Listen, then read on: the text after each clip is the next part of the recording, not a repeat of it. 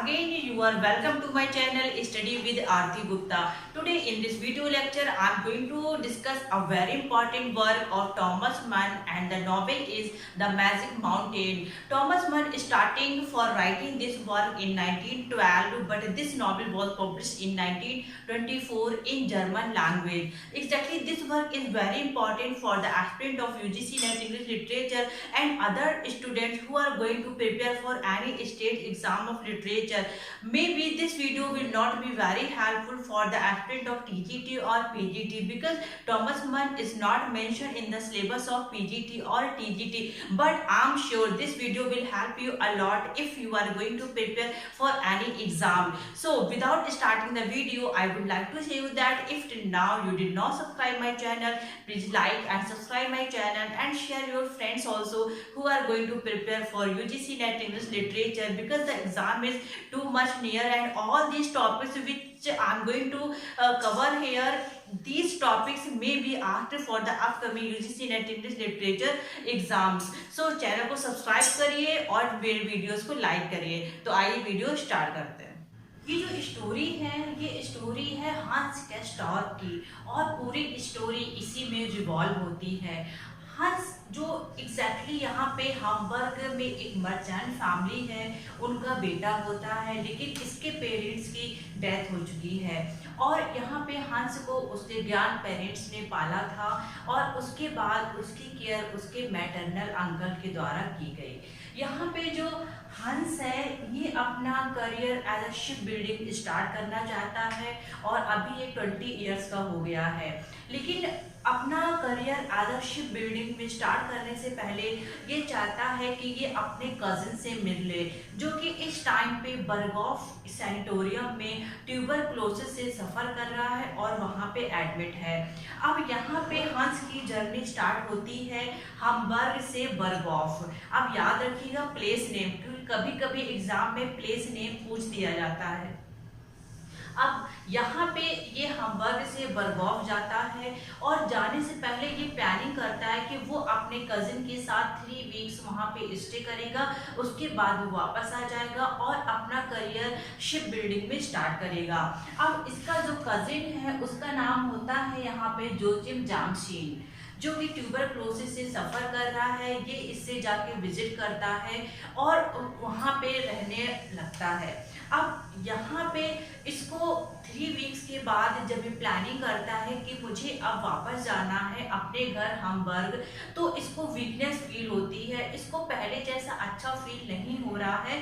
तो ये क्या करता है, डॉक्टर्स से सजेशन लेता है। तो डॉक्टर्स को बोलते हैं कि तुम कुछ दिन यहाँ पे रुक जाओ, फिर तुम्हारा चेकअप हो जाएगा तो पता चल जाएगा कि एग्जैक्टली तुमको क्या प्रॉब्लम हो गई है। अब यहाँ पे ये स्टे करता है और जब इसकी रिपोर्ट्स आती हैं तो पता चलता है इसको भी ट्यूबरक्लोसिस के सिम्टम्स हैं। अब ये यहाँ पे एडमिट हो गया है हॉस्पिटल में, उसी सैनिटोरियम में जहाँ पे इसका कजिन एडमिट होता है। अब धीरे धीरे कितना टाइम निकल गया है इसको कुछ भी नहीं पता। अब इसकी जो मुलाकात होती है वो मुलाकात होती है एक रशियन पेशेंट जिसका नाम होता है क्लाउडिया। उस रशियन पेशेंट के साथ इसकी कुछ फीलिंग्स, लव फीलिंग्स डेवलप हो जाती हैं, बट ये अपनी फीलिंग्स उसको एक्सप्रेस नहीं कर पाता है। अब यहाँ पे जो उस सैनिटोरियम के चीफ मेडिकल ऑफिसर होते हैं जिनका नाम होता है यहाँ पे हॉफरेफ्ट बेहरेंस, ये इसकी केयर करते हैं और ये उनकी तरफ बहुत ही ज़्यादा अट्रैक्ट हो जाता है। ये यहाँ पे एज अ मेंटोर हंस के लिए रोल प्ले करते हैं और यहाँ पे हंस की मुलाकात बहुत सारे न्यू पेशेंट से होती है। एग्जैक्टली आप समझ रहे हो कि सैनिटोरियम है तो यहाँ पे बहुत सारे डॉक्टर्स हैं, स्टाफ्स हैं, पूरे कैरेक्टर इसी तरीके के होते हैं। अब यहाँ पे जो क्लाउडिया है ये इस सैनिटोरियम को छोड़ के जा चुकी है, लेकिन ये अभी भी अपनी फीलिंग्स एक्सप्रेस नहीं कर पाया है। अब यहाँ पे एंट्री होती है जेसन नाफ्टा की। जो कि एक बहुत ही इंटेलेक्चुअल मैन होता है और इटली से होता है। अब यहाँ पे जो जीसस नाफ्टा होता है और होपराफ्ट बेहरन्स होता है, इन दोनों की बिल्कुल भी नहीं बनती। ये दोनों हमेशा एक दूसरे से आर्गुमेंट करते रहते हैं। यहाँ पे बेहरन्स बोलता है कि मैं ठीक हूँ, और यहाँ पे जो जीसस नाफ्टा होता है वो कहता है मैं ठीक हूँ। ये दोनों लोग यहाँ पे हंस से सजेशन भी लेते हैं कि तुम बताओ कि तुम किसका फेवर करते हो। अब यहाँ पे जो हंस है वो तो मोस्टली यहाँ पे होपराफ्ट बेहरन्स का ही करता है, क्योंकि वो उसको अपना मेंटोर तो समझता है। अब यहाँ पे जो हंस का कजिन होता है वो क्या करता है कि वो माउंटेन्स पे जाने की प्लानिंग कर रहा होता है। अभी इसकी जो कंडीशन है वो बहुत ही ज़्यादा अच्छी नहीं है, लेकिन ये प्लानिंग कर रहा है कि मुझे मिलिट्री ज्वाइन करना है, और डॉक्टर के लाख मना करने के बाद भी ये यहाँ से चला जाता है और मिलिट्री ज्वाइन कर लेता है। After some time he comes back, but अब इसकी कंडीशन बहुत अच्छी नहीं है, और इवन अब इसके ऊपर ट्रीटमेंट का भी कोई असर नहीं हो रहा है, and after some time he dies. इसके कजिन की डेथ हो जाती है। And on the other hand जो हंस है वो अभी भी सैनिटोरियम में ही है और पूरी तरीके से अपनी केयर कर रहा होता है। यहाँ पे क्लाउडिया का फिर से आना होता है, और इस टाइम पे वो आती है पीपर कॉर्ना के साथ, जो कि एक बहुत ही वेल्दी डच मैन होता है। ये पीपर कॉर्ना और हंस के बीच में एज गैपिंग बहुत ही ज़्यादा होती है, लेकिन फिर भी ये एक दूसरे से अट्रैक्ट हो जाते हैं, अपने आइडियाज शेयर करते हैं और एक दूसरे से बहुत ही ज़्यादा क्लोजशिप हो जाती है।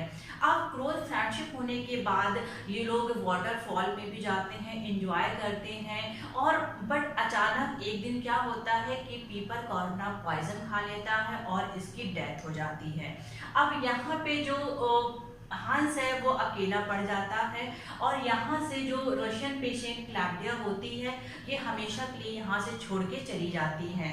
अब यहाँ पे एंट्री होती है डेनिश एली ब्रांड की, जिसको कि ये समझा जाता था कि इसके पास कुछ मैजिकल पावर है, कुछ सुपर नेचुरल पावर है, जिसकी वजह से सारे पेशेंट इसकी तरफ बहुत ही ज़्यादा अट्रैक्ट होते हैं, इससे बात करने की कोशिश करते हैं, और यहाँ पे जो हंस है हंस भी इसकी तरफ अट्रैक्ट हो जाता है।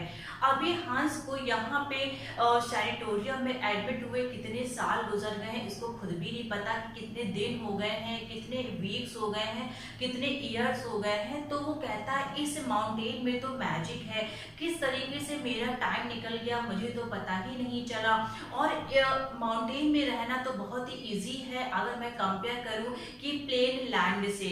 और यहाँ पे एग्जैक्टली जब नॉवेल हमारी खत्म होती है तो हम लोगों को ये पता चलता है कि यहाँ पे हंस को एडमिट हुए 7 ईयर्स कंप्लीट हो गए हैं, और यहाँ पे जो होबर्ट बेहरन्स होता है और यहाँ पे जीसस नाफ्टा होता है, इन लोगों का आर्गुमेंट कंटिन्यू चलता रहता है। तो यहाँ पे नाफ्टा बोलता है कि अगर तुम मेरी चीज़ों से खुश नहीं हो, मेरे आर्गुमेंट से, मेरे थॉट से, मेरे आइडियाज से अगर खुश नहीं हो, तो तुम मुझे ऐसा करो कि शूट कर दो। यहाँ पे जो बेहरांस होता है ये शूट करने के लिए मना कर देता है। यहाँ पे बेहरांस का तो इसके साथ बहुत ही डिस्प्यूट होता ही है। साथ में जो मिस्टर सेटनबरी डुडुगुके होते हैं इनका भी नाफ्टा के साथ बहुत ही अच्छा रिलेशन नहीं होता है। मिस्टर सेटनबरी इससे बोलते हैं कि तुम्हारे जो आइडियाज़ हैं वो यूथ को क्या कर रहे हैं, करप्ट कर रहे हैं, तो तुम्हें यहाँ से चले जाना चाहिए। लेकिन यहाँ पे जो यहाँ पे होता है जीसस नाफ्टा, ये क्या करता है, ये अपने आप को शूट कर लेता है और इसकी डेथ हो जाती है, और इसके बाद यहाँ पे वॉर स्टार्ट हो जाता है। जो यहाँ पे हंस होता है ये भी उस वॉर में पार्टिसिपेट करता है और एक लेटर लिखता है यहाँ पे मिस्टर सेटनबर्नी को कि किस तरीके से वो उस वॉर में पार्टिसिपेट कर रहा है, और यहाँ पे सेटनबर्नी भी क्या कर रहे हैं, उस वॉर को सपोर्ट कर रहे होते हैं। और हंस की कंडीशन ये नहीं होती है कि हंस यहाँ पे उस वॉर को फाइट कर सके, लेकिन फिर भी हंस वहां पे पार्टिसिपेट करता है, and at last we see in the novel that he dies. In the condition of weakness, और यहाँ पे लास्ट में हंस की डेथ हो जाती है। तो फ्रेंड्स, आपने देखा कि इस नॉवेल में जो पूरी स्टोरी है वो पूरी हंस पे ही बेस्ड है कि किस तरीके से हंस अब उस सैनिटोरियम में अपने कजिन से मिलने जाता है और हमेशा ही वहां रह जाता है। वो वापस हम्बर्ग आ ही नहीं पाता है, ना ही अपना career as a ship building में स्टार्ट कर पाता है। और किस तरीके से यहाँ पे मिस्टर सेटनबरी का और ज्यूसिड नाफ्टा का किस तरीके से आर्गुमेंट चलता रहता है, और किस तरीके से इसकी कजिन की डेथ हो जाती है और लास्ट में हंस की भी डेथ हो जाती है। आई एम श्योर कि आपको ये नॉवेल बहुत अच्छे से समझ में आया होगा। तो आपको ये नॉवेल कैसा लगा मुझे कमेंट करके जरूर बताइएगा, and I am 100% sure that this video will help you a lot if you are going to prepare for any exams of literature apart from TGT or PG. I will meet you soon with a new video lecture. Be safe and stay tuned to Aarti Gupta. Thank you so much.